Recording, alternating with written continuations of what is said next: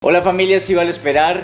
Hoy estoy aquí delante de todos ustedes contándoles mi historia pasada, mi testimonio, de pasar de estar reconociendo y exaltando tinieblas a estar en este tiempo reconociendo, exaltando y promoviendo la luz.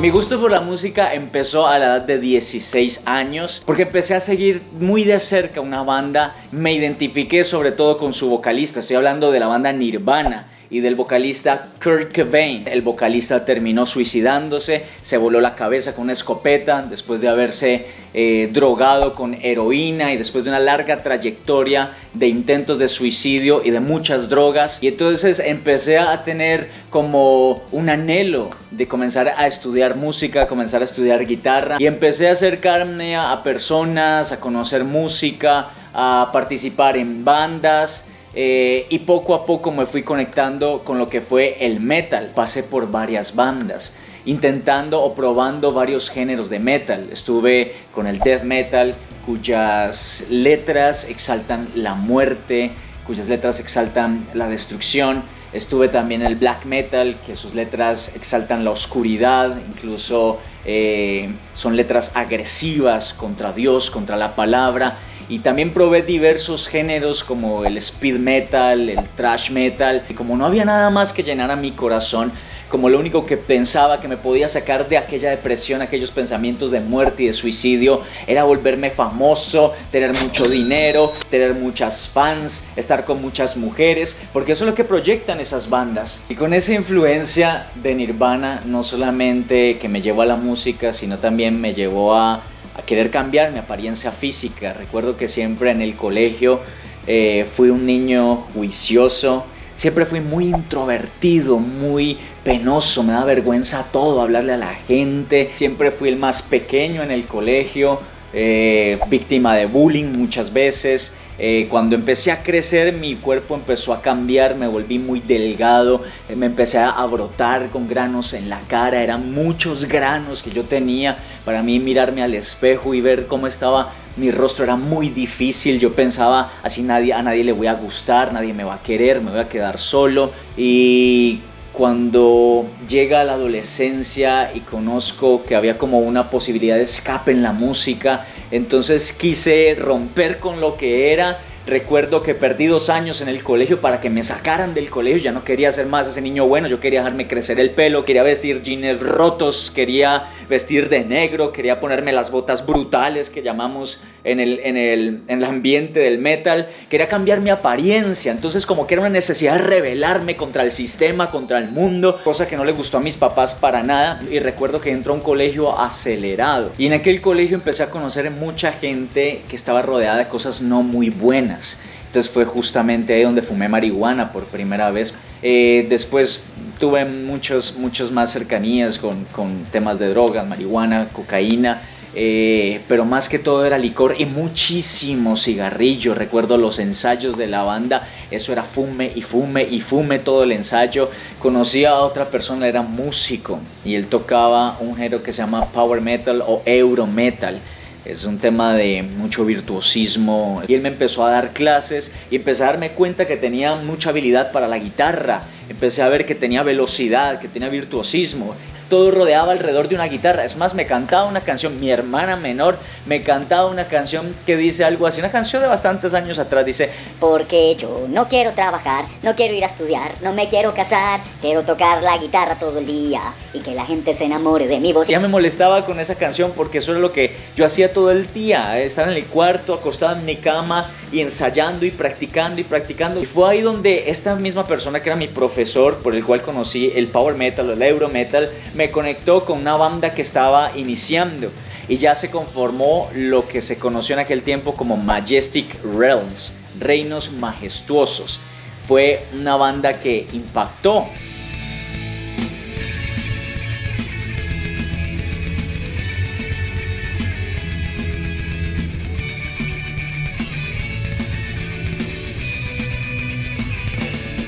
Entonces dijimos, no, tenemos que grabar, y recolectamos dinero y grabamos nuestro demo en algo que se llamaba un deck. Un deck eran como un tipo de cassettes que usaban en aquel tiempo. Y bueno, estábamos muy contentos con nuestro demo. Cuando pasado un tiempo, en medio de la mezcla y la masterización, todo eso, sucedió algo increíble. Le hicieron un atentado al estudio y quemaron el estudio de grabación. Y adivinen qué, se fue nuestro demo ahí. En ese momento Dios, yo sé, estoy seguro, estaba comenzando a llamarme, o más bien me había llamado hace tiempo, pero yo no lo había escuchado. Pero ese tiempo empezó a ser más insistente y usó a mi hermana menor. Entonces ella siempre orando por mí, ella conoció del Señor primero, orando por mí, iba y me llevaba palabra y me decía, mira lo que el Señor te dice. Yo la trataba muy mal, yo decía, lárguese de aquí, usted va a esa iglesia, ya le lavaron el cerebro, esos pastores son unas ratas, estaba yo escupiendo para arriba. Y recuerdo que siempre quería invitarme. Y era un mes, 2 meses detrás de mí. Tienes que ir a verme actuar, tienes que ir a verme actuar, tienes que ir a verme actuar. Que aprovecho para decir, si tú estás orando por alguien, no dejes de perseverar en oración, en darle palabra y en invitarle a que conozca a Dios en la iglesia. Eso lo hizo mi hermana conmigo y fue mucho tiempo, más de un año orando por mí, invitándome, dándome palabra. Un día, es más, creo que fui engañado, fui bastante engañado. Porque mi hermana se me acercó un día también para perseverarme muchísimo. Y me dijo, tú tienes que ir a la iglesia el sábado tal. Como 2 meses antes, el sábado tal tienes que ir a la iglesia. Porque va a haber un concierto de rock. Por quitármela de encima, me fui con unos amigos metaleros. Vamos a ver qué concierto de rock en una iglesia, ¿ustedes se imaginan? Y llegamos al tal concierto de rock. ¿Saben con qué me encontré? Remolineando.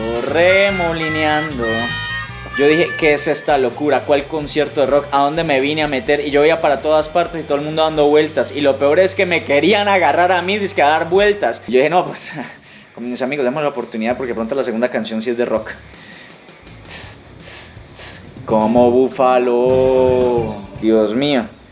Yo quería irme de ese lugar. Pero recuerdo que después de un momento, el pastor de aquella iglesia subió a la plataforma y empezó a hacer algo que ahora sé que es guerra espiritual. Yo no sabía que era eso. Y yo recuerdo que me quedé mirando, solo me quedé mirando muy atento a lo que ese hombre estaba haciendo.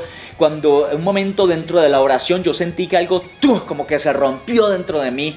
Yo sé que había sido precedido ese momento por perseverancia de mi hermana, por oración, por ayuno. Me di cuenta que un día cuando yo no estaba en mi casa, metió gente de la iglesia. Oraron por mi cama, por mi ropa, ungieron mi cuarto, mis afiches de metal.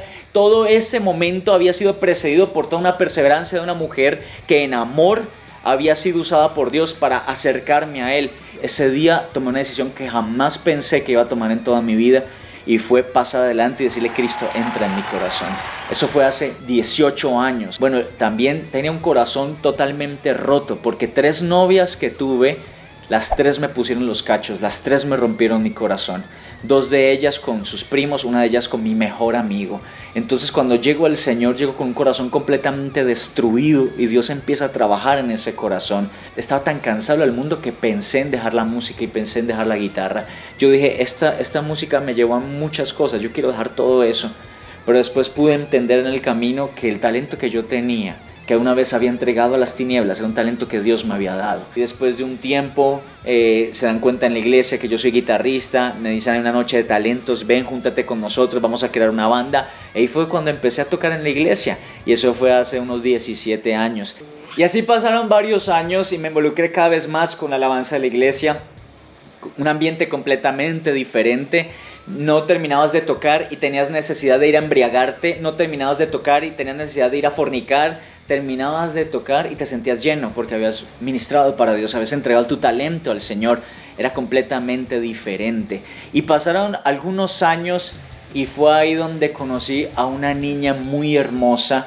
Ella dirigía las danzas en aquel tiempo, les estoy hablando de la que ahora es mi esposa. Nada de esto pasaba por mi cabeza en aquel pasado, porque Dios hizo de mí un pastor, jamás pasó eso por mi cabeza. Pero no pasa por tu cabeza lo que Dios va a hacer contigo, pero te digo, va a ser muy bueno y va a ser muy grande, porque Dios no es un Dios de propósitos pequeños. Qué lindo saber que Dios tenía ese talento reservado para él, y así les contaba, habían quemado el demo, pero con Dios no grabamos un demo, sino que grabamos una producción con toda la ley. Se llama Influyentes, ya ustedes la conocen, la pueden conseguir en YouTube, en todas las plataformas.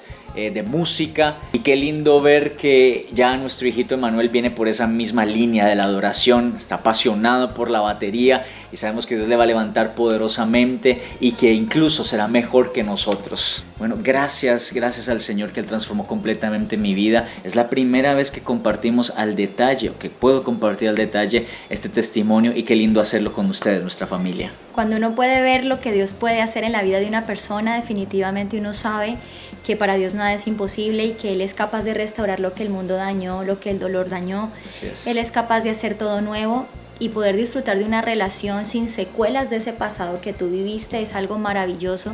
Y ahora juntos podemos cumplir un propósito en el Señor y abrirle un camino a nuestra generación, a nuestro hijo y a nuestras generaciones venideras. Así que familia, si vale esperar en esta nueva temporada de Si Vale Esperar Somos Todos, yo quiero que tú sepas junto con mi esposo que tú también puedes. Yes. Que Dios tiene un plan contigo de restauración, una esperanza de un hogar que viva para Dios, que te puedas ennoviar muy bien y que no queden secuelas de tu pasado. Un abrazo a todos y recuerden que les amamos un montón. Chao. Chao.